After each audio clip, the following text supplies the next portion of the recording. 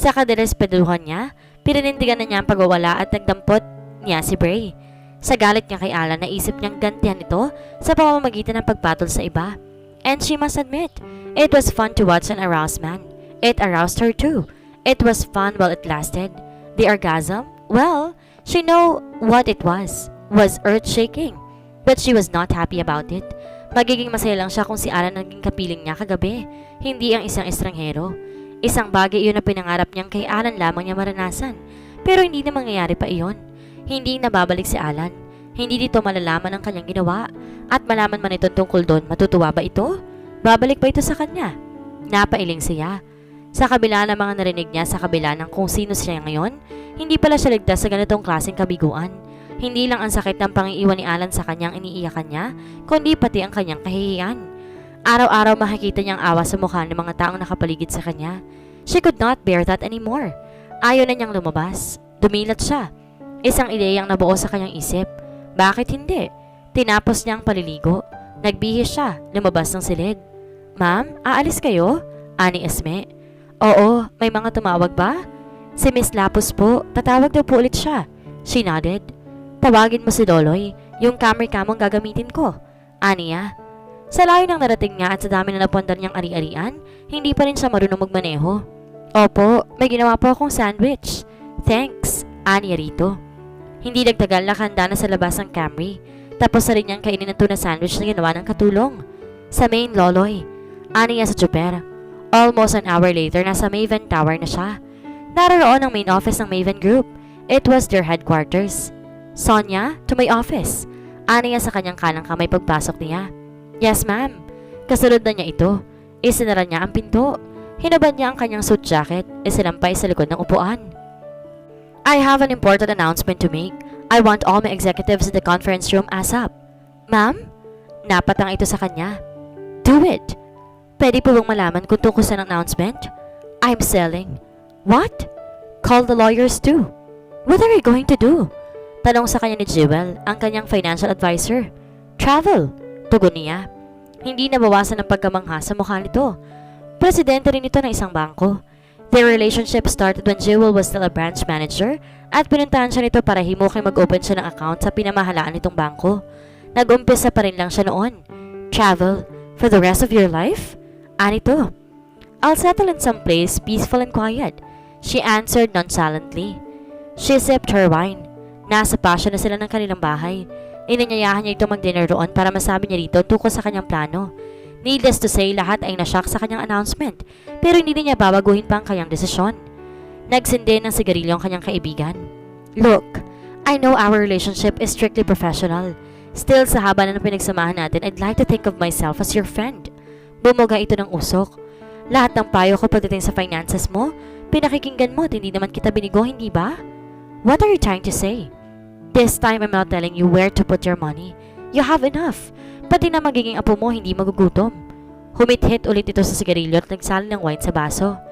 As a friend, if you won't mind, let me tell you that a broken heart happens to everyone. Alan is not the last man you're gonna love. It has nothing to do with that. Sa negosyo, you can make things happen. Patuloy niya. You can manipulate people and events to suit your plans. Hindi ganun sa personal nating buhay. I don't know why. I'm good at what I do. I can plan other people's finances. Mine too perfectly. Why? Because I have long realized that when it comes to my personal happiness, someone far more powerful than myself is the planner. Some call it God, some call it fate. Nevertheless, it will happen before I even recognize it. Tinanggap kong wala akong magagawa roon kaya pinagbuti ko na lang yung mga bagay na alam kong may magagawa ako. Like my job, and I became an expert. Masama ang loob mo. Nasaktan ka. Galit ka. Alam mong pinag-uusapan ka, kinakaawaan. Anang kanyang kaibigan. But those things too shall pass, Ranji. Sooner than you thought. Makakalimutan ng mga taong nangyari sa'yo. Besides, people don't really care. May kanya-kanyang problema mga tao. Don't let it bother you too much. She sipped her wine. Look, everyone's been telling me for ages to relax, have fun, stop and smell the roses. Now I'm gonna do exactly that. Pero anong mapapala ako? Everyone is against it. Ano ba talagang gusto niyo sa akin? Magbakasyon ka. 2 months, 6 years, 6 months, a year, take your time. But don't do something as drastic as this. Alan will never care. Kahit anong gawin mo, kahit magpakamatay ka, he won't care. He's cool as dead. Nothing can bring him back into your life. Iwan mo man ang lahat ng ito kagaya ng gusto niya, hindi siya babalik sa'yo. Move on. Kung gusto mong gumanti sa kanya, di pakita mo lang na hindi yan nasirang buhay mo, Ranji. Life is a series of starting over. Lahat nasasaktan, lahat nabibigo, lahat nalulungkot. It is a question of who is tougher, who is stronger. You are good, Jewel. Wika niya. But haven't it ever occurred to you that I am really tired? I know who is who and everything that's going on in the business community. I live there. I've made my mark. In fact, it's all I know. Sinaid niya ang wine sa baso. But who am I? You are what you do, Ranji. Tugon nito. But I'm tired of doing what I do. You are tired of being you? Hindi siya makasagot. Bakasyon lang ang kailangan mo. Ulit nito. The wheel is in motion. Stop it. Congratulations on your appointment, Rene. Wika ng babaeng sa tingin ni Bray ay masyadong bata para maging presidente ng bangko. Kinamay nito ang kanyang advisor sa lahat ng bagay. Thank you, Jewel. Anang kanyang ninong. This is Bray Ledesma. Pakilala nito sa kanya sa tonong dapat ay alam ng babae kung sino siya. Tumango ang babae. I've heard of him. Have a seat. They did. So, what brought my biggest competition here? Pabirong wika ng babae. I'm in a government now. Wika ng kanyang ninong. I want to entrust my favorite client to you. He pays well. Ngumiti ang babae. Nginitian din niya ito, total ito ang magiging financial advisor niya. Hindi naman pagkakatiwalaan ito ng kanyang ninong kung hindi mahusay ito. Mataas ang respeto nito sa Jewel Alegre na ito. Do you accept? Tanong ng kanyang ninong. Hindi nagsasayang ng salita. Too precious. Is he in any mess whatsoever? Tanong ng babae pero may pakiramdam siyang aware ito sa kung sino siya at ano siya. Nothing to be alarmed of. Good. Here is his portfolio. Wika ng kanyang ninong at ipinatong nito sa desk ang briefcase. Nianda ko na yan. Kung may mga tanong ka, si Bray na lang kausapin mo. I will be very busy. Alright, I'll take him. Anang babae tumingin ito sa kanya.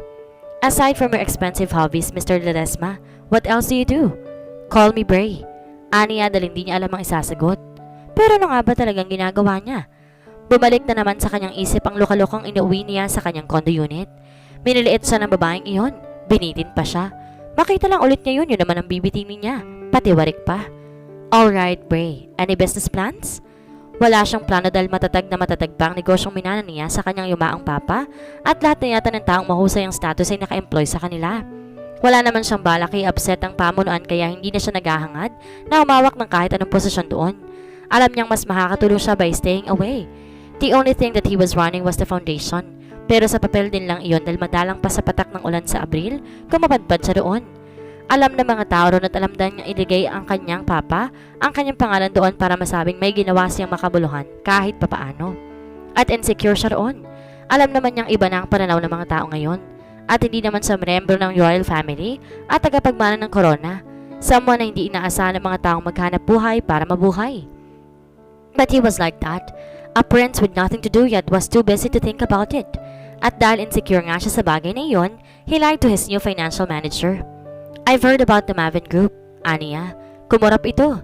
I'm interested. I'm afraid it's not final yet. It's in the papers already. My lawyers have discussed it with me.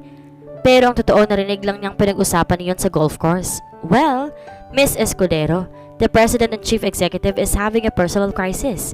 I'm sure she'd change her mind. Anito, if she doesn't, I'm interested. Was that good or bad? Tired of being me? Paulit-ulit na binabanggit yun ang isip ni Ranji habang nakaharap siya sa salamin. Totoo ba yun? Nais niyang iwan ang lahat dahil pagod na siya kung ano siya. Sadly, she knew in her heart, it was really the case. Pagkatapos na naganap ng isang gabi, hindi na siya kontento sa kung ano siya. Mahirap mang aminin iyon dahil sa pride, sumasang-ayon siya ngayon kay Alan. Sa mga bagay na madalas sa pinagtalunan nila noon. You are too reserved. You take yourself too seriously. I cannot see you through. You're always holding back on something. Parang si Rapunzel daw siya, nakakulong sa mataas na tore, and she would always tell him. She was not some damsel in distress and she owned a tower. She had the prerogative to live there.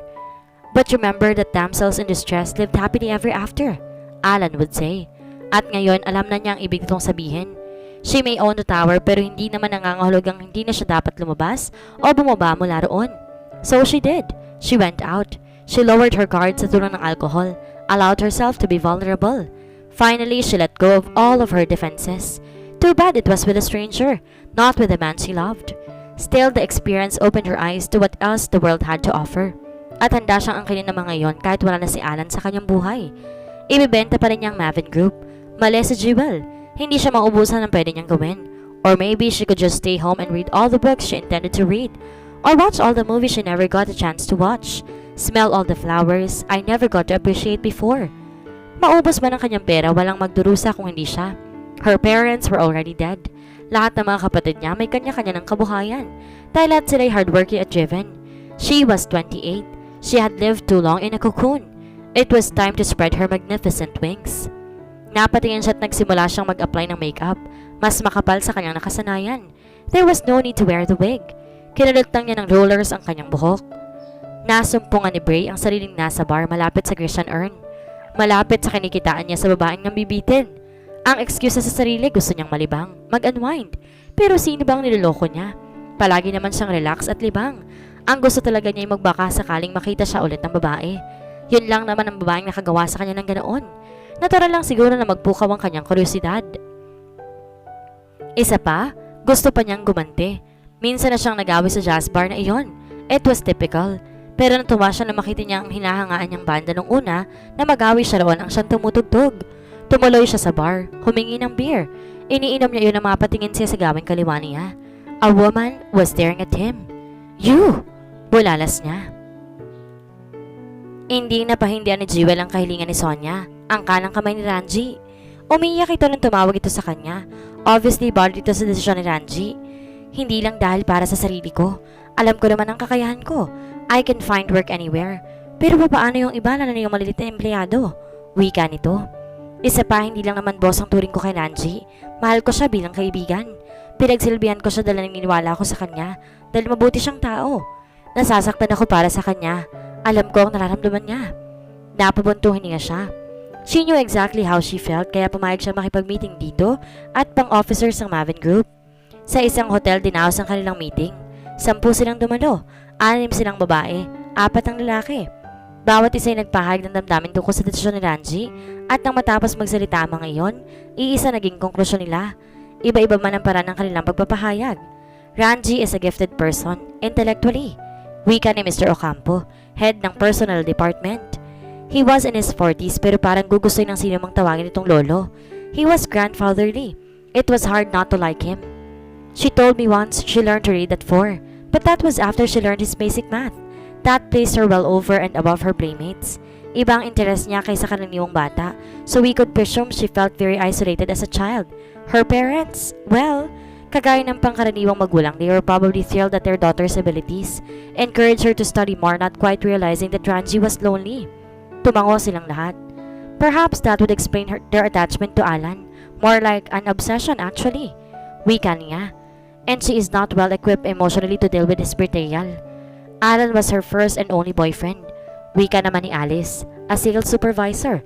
She was about her age. Maiksi ang buhok nito at maliit ito. Her anguish is understandable. Akala niya finally nakakita siya ng taong totoong makakaintindi sa kanya. That despite Alan's attempt to change her. Si Greg naman na nagsalita. Vice President of Office Affairs. It means we all know the problem. They all nodded. And the only solution I can think of is therapy. Dugtong nito. Ranji will never agree to that. Wika niya't nakita niya sa mukha ng mga itong ganon din ang iniisip ng mga ito. But she cannot sell Mavin. Ani Greg, I admit I don't want to lose my job, but it's also something else. I got my start at Mavin. My roots are there and I'm proud to say that I helped and have done a lot more to make it grow. I am not about to let it go. Obvious ang galit ito but that was understandable kaya hindi na lang niya pinansin iyon. If I have to announce she is incapable of making right decisions right now to stop the sale, then I'll do it. We can't do that, Ranji. Wika ni Alice. Yeah, and what do we do about the wolves? Ani Greg. Tukoy ang mga taong interesado sa Mavin. May karapatan tayong ipaglaban ang karapatan natin. Wika na isa pang lalaki.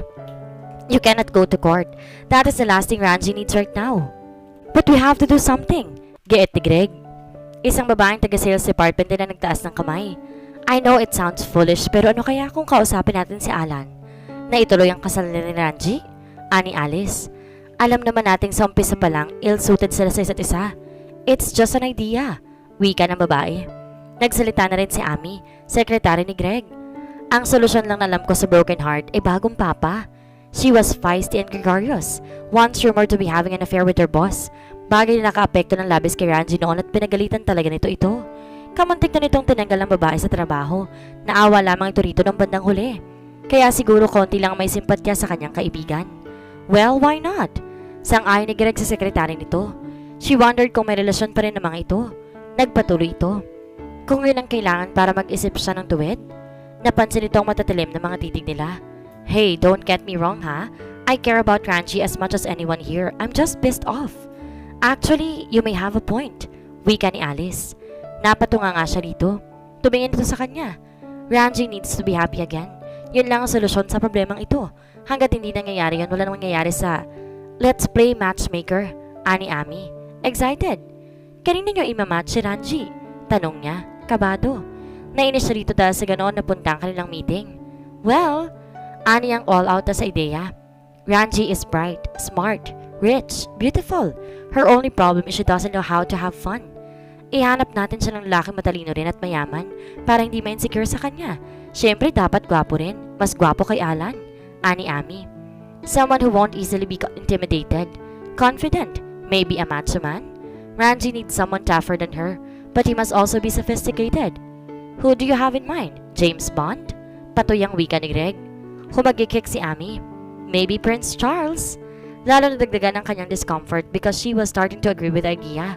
And worse, nabubuo na sa kanyang isip ang anyo ng lalaking nababagay kay Ranji. Someone she met recently. The word prince was the ticker. Tumingin siya kay Mr. Ocampo, looking for guidance. Baka sakaling may naisip na ibang solusyon ito. Inilahad nito mga palad nito. I agree with Alice and Amy, only because I cannot think of any other solution. Pwede natin pagkasundo ang libangin si Ranji pero lalo lang siyang lalayo sa atin. Iisipin niyang kinaawaan natin siya. Lalo siyang malulungkot. She is a very proud person. Pero lalo siyang malasaktan kapag nalaman niyang balak natin siyang i-match sa kung sino. Insultong malaki yon sa kanya. Di hindi natin ipapaalam sa kanya. Secret. Ani Amy. Nagpatuloy si Mr. Ocampo. We should introduce him to someone trustworthy. That's the most important thing. Ranji needs a very understanding and tender partner. At paano tayo makakatiyak na hindi siya masasaktan sa bandang huli? Exactly my point. Wika niya. Hindi tayo Diyos para paandarin ang buhay ni Ranji. May iba ka bang naiisip? Tanong ni Greg sa kanya. Wala. Amin niya. Kinausap na niya si Ranji. Sinabi na niyang lahat ng gusto niyang sabihin dito na para sa kanya ay tama. Pero nakinig ba ito? Hindi. Hindi niya mahagilap sa telepono and she was constantly worried. So it is agreed. Wika ni Greg. Let's meet again before the end of the week. Our assignment is to come up with a list of possible boyfriend for Ranji. Umiling ito. This is crazy. Parang hindi pa rin makapaniwalang gano'n ang kinalabasan ng kanilang meeting. Mabuti naman. Sa loob-loob niya, alam pala niyang kalokohan ng lahat. Nagpaiwan siya sa conference room at pinigilan niyang lumabas si Alice. Sila lang ang naiwan doon. I don't like it. Wika niya rito. It's the only way to save us. Ranji will hate us all kapag nalaman niya. I will take the risk. Wika nito. Let's be optimistic, Jewel. Kilala natin pareho si Ranji. We know what she really deserves and that is to be happy. Kung may maitutulong tayo para makuha niya yon, ipagkakait ba natin sa kanya? Paano naman natin masisigurong gugustuhin niya nga yung lalaking papareha natin sa kanya? O kung gugustuhin siya ng lalaki, hindi natin hawak ang mga damdamin nila. Kung matino ang lalaki, gugustuhin niya si Ranji. And if he is a good person, hindi malayong magkagusto rin si Ranji sa kanya. This is absurd, Alice. Nagbuntong hininga ito. I know, but we have to try something. We have to save Ranji from herself. Pero sino? Maybe Senator Valdez. He is single, good-looking enough. Not a politician, Alice. Bulalas niya. You cannot trust those guys. Okay, what about a doctor? A lawyer? Marami naman eh. Pero kilala ba natin sila? It's got to be someone we know we can trust. Let's not forget that Ranji is emotionally quite imbalanced right now. What about you? You got rich clients. Natahimik siya. What? You know someone? Excited na wika nito. Come on, Jewel. Have you heard of Brayley Desma? Aniya, cornered. My God! Bulalas nito. Bakit di ko agad yun naisip? He is perfect. He is absolutely good-looking and he could charm a nun out of her habit. He is a client of yours? Tumango siya. Hindi pa rin niya gusto ang ideya pero alam niyang hindi niya mapipigilan ng mga kasamahan nito sa Maven. Kaya kung sino pang maisip ng mga ito na ipakilala kay Ranji, mas mabuti ng si Bray. At least, she knew him and liked him. You! Bulalas na lalaki pagkakita nito sa kanya. Ngumiti siya at lumipat sa bar stool na katabi nito. Kamusta ka na? Wika niya rito at sinubo ang cherry buhat sa kanyang inumin. She had to admit, doon siya sa bar na yun bumalik dahil nagbabaka sakali siyang makita uli ang lalaking ito. Pagkatapos na nangyari sa kanila, natural lang naman siguro yon. I'm very fine, thank you. May pagka-sarcastic na sagot ito. I'm sorry about that night. I was really drunk. Uminom ito ng beer. Okay, thanks. Why don't we get out of here? Saan tayo pupunta? The alcohol made her giddy and she liked the feeling. Kahit saan mo gusto. Okay. Bumaba siya mula ng stool at nagpatiunang lumabas ng bar. Over there.